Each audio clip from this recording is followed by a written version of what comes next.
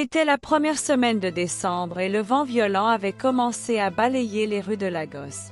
Les gens se dépêchaient dans leurs affaires, la saison des fêtes emplissait l'air, et nous savons tout ce que cela signifie.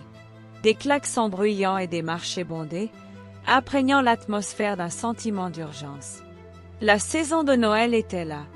Au milieu de l'agitation de la ville, Monsieur Peter Ahand se tenait sur le seuil de sa modeste maison. Il regardait sa femme Ada emballer une pile de cadeaux pendant que leurs deux enfants, Igny et Emma, se disputaient pour savoir qui aurait la plus grosse part du gâteau tout juste sorti du four. « Peter, es-tu sûr d'avoir tout emballé pour le voyage ?» demanda Ada, sa voix stable mais teintée d'une pointe d'inquiétude familière. Peter sourit en balayant sa préoccupation d'un geste. « Ada, tu me connais, j'ai voyagé au village chaque décembre depuis des années. Je n'oublie jamais rien. » Mais Ada ne s'inquiétait pas de ce que Peter pourrait oublier d'emporter, mais plutôt de ce qu'il refusait de prendre au sérieux, l'aspect spirituel du voyage. « Peter, n'oublie pas de prier avant que nous ne partions, » dit-elle doucement tout en attachant des rubans autour des cadeaux. Peter leva les yeux au ciel en ricanant légèrement. « Ada, nous allons juste au village, pas traverser le désert du Sahara. Que pourrait-il bien arriver ?» Ada ne répondit rien, mais son cœur était lourd. Elle avait grandi dans une famille très spirituelle et savait l'importance de la prière, surtout en période de fête.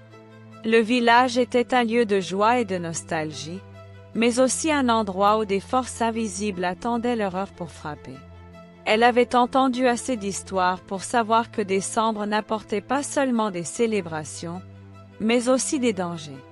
Ce soir-là, Peter était assis avec son ami Chi, venu discuter de leur voyage annuel dans leurs villages respectifs.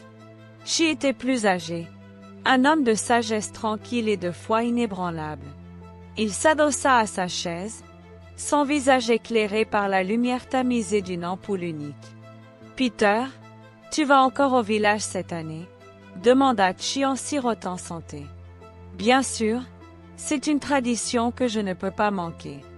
Les enfants adorent ça, et c'est le seul moment où je peux voir toute ma famille éloignée, » répondit Peter avec assurance. Chi prit une expression plus sérieuse. « C'est bien, mais Peter, laisse-moi te donner un conseil. Fais attention à la façon dont tu distribues de l'argent. Je sais que tu es généreux, mais tout le monde n'a pas de bonnes intentions. » Peter fronça les sourcils, perplexe. « Qu'est-ce que tu racontes? Chi, ce n'est que de l'argent. Les gens ont besoin d'aide pendant Noël. Qu'y a-t-il de mal à donner? » Chi posa sa tasse et se pencha en avant. « Donner n'est pas un problème, mais décembre n'est pas un mois ordinaire. Le village n'est pas Lagos. L'argent a un poids, spirituellement et autrement. Prie avant de donner. Tu ne sais pas dans quelle main tu le mets. » Peter rit en secouant la tête. « Chi, toi et tes superstitions.